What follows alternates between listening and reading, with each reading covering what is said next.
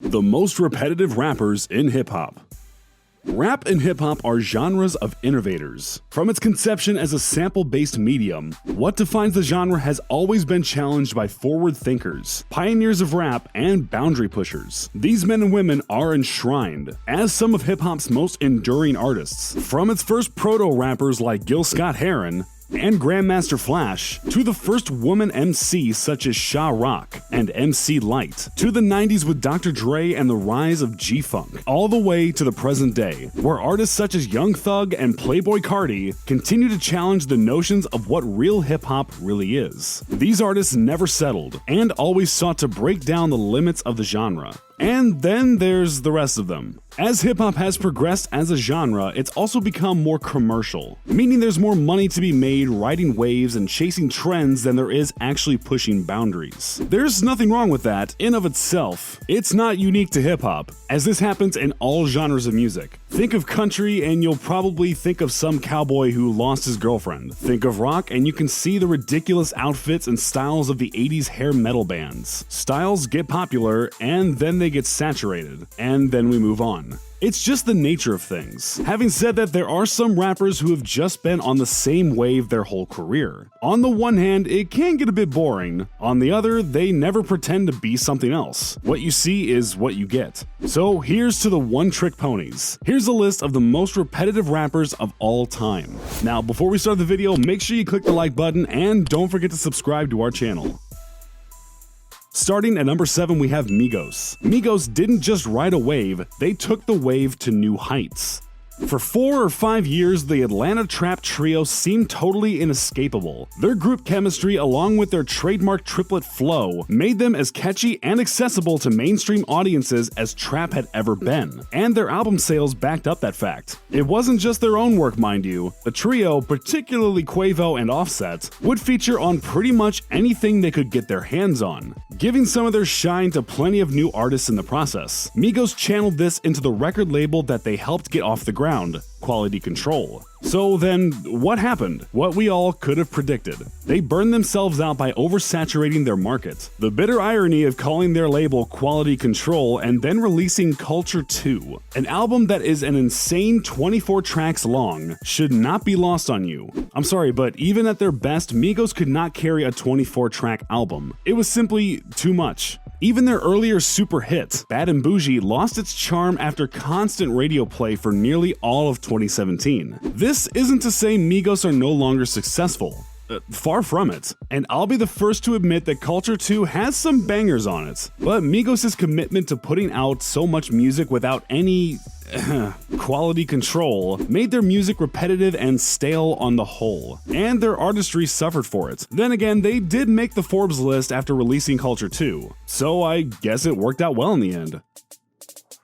Number 6, 6ix9ine. It doesn't matter if you're 6ix9ine or if you're Tupac. If you are a convicted child predator who also snitched on his affiliates to avoid jail time, you should always take precedence over your music, no matter how good or bad it is. Lucky for us, we don't have to have that moral quandary, because for the most part, 6ix9ine's music was terrible, and as repetitive as it comes. His trademark yell, mired in SoundCloud rap cliches, is instantly recognizable, I'll admit, but it's because every song he has uses the same delivery and technique. Even his more unique songs in his catalog, like Gotti, come with an asterisk. It turns out that the song originally wasn't even by 6ix9ine, but by another rapper named Pac-Man, with 6ix9ine featuring. When Pac-Man died, 6ix9ine took the song as his own, never paying homage to the rapper who came up with the song. So even in the cases when he's not obnoxiously yelling at his listeners, there's a catch.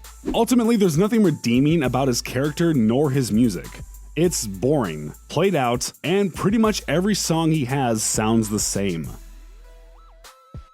At number 5, we have Pusha T. Now, Pusha T may come as a surprise on this list, considering the previous rappers listed. Allow me to explain. There is a distinction to be made between someone who raps about the same things and someone who raps the same way on every track. Pusha T falls into the former category. Rappers like Migos and 6ix9ine trend towards the latter. To call Pusha T anything less than one of the greatest rappers of his generation is an insult to his iconic discography, from his time in Clips to his solo albums of the 2010s. Having said that, 90% of the time, Pusha T raps about one thing only: selling cocaine. Through his technical flows and storytime abilities, Pusha T has painted himself as the ultimate hustler, dealing cocaine and dodging the feds, and we eat it up every time, as we should.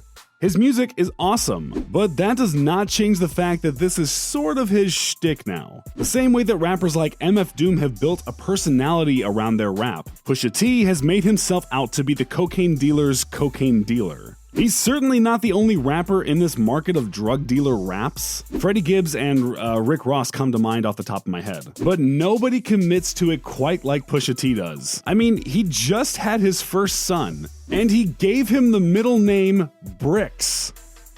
Number 4, Snoop Dogg. Like Pusha T, Snoop Dogg is a certified legend, and nobody with a brain between their ears could deny that. Having said that, Snoop Dogg is perhaps the ultimate one-trick pony of all time, with his trademark high-pitched, casual flow and topics ranging from smoking weed to hooking up with women to smoking weed. Snoop Dogg carved out a role for himself alongside Dr. Dre and the G-Funk era. His debut album, Doggy Style, his laid-back persona, and affinity for ganja has made him an icon for rappers and stoners alike. Snoop would chase that Rastafarian angle for a while, changing his name to Snoop Lion to mixed results. Couple all of that with the fact that Snoop notoriously chases a paycheck, and you get one of the most instantly recognizable rappers ever. Maybe it's not so surprising that Snoop repeats himself. Most of his early work was freestyle in the studio, and how much material can you really have on the fly like that? Even if he's never really saying that much, Snoop Dogg remains as a cultural and commercial force. And who are we to criticize? That's the dogfather you're insulting.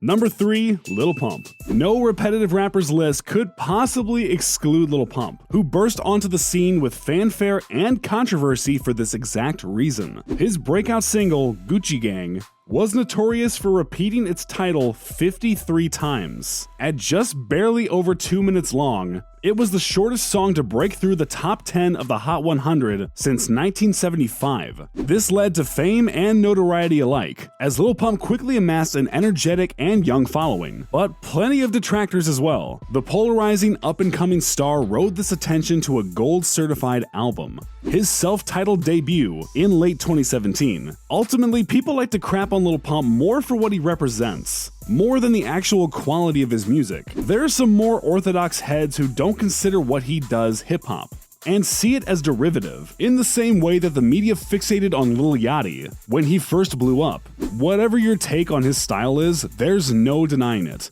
It's repetitive as hell.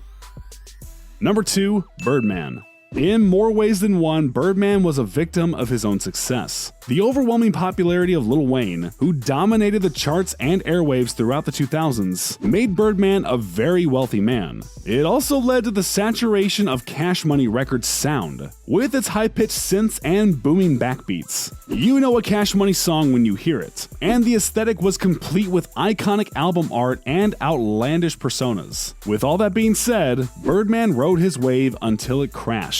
And it crashed hard. His mistreatment of Lil Wayne under contract alienated his talent and exposed Birdman as a repetitive and boring rapper. Birdman has not been relevant for some time, but you can find songs of his from the early 2010s that carry the same energy and flow as his stuff over a decade earlier. Ultimately, it was pretty dope for a while, but it ran its course, and Birdman did not adapt.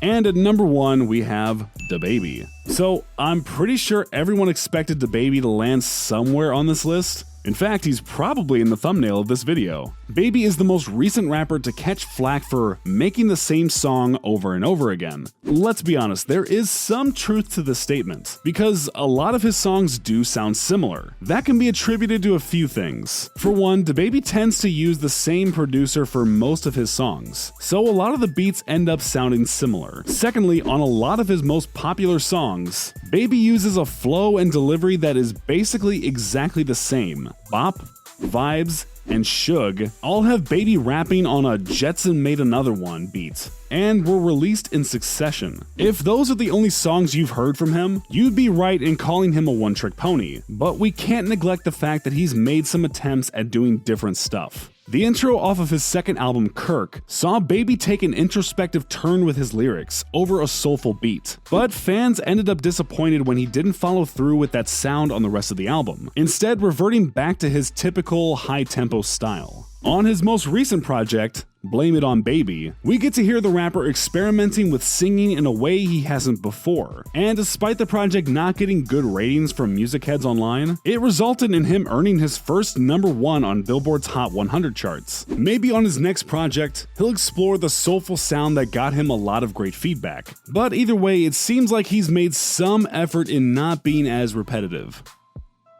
So do you agree with any of the rappers on this list? Did we forget anybody? Let me know in the comments section. And before you leave, don't forget to click the like button and subscribe to our channel.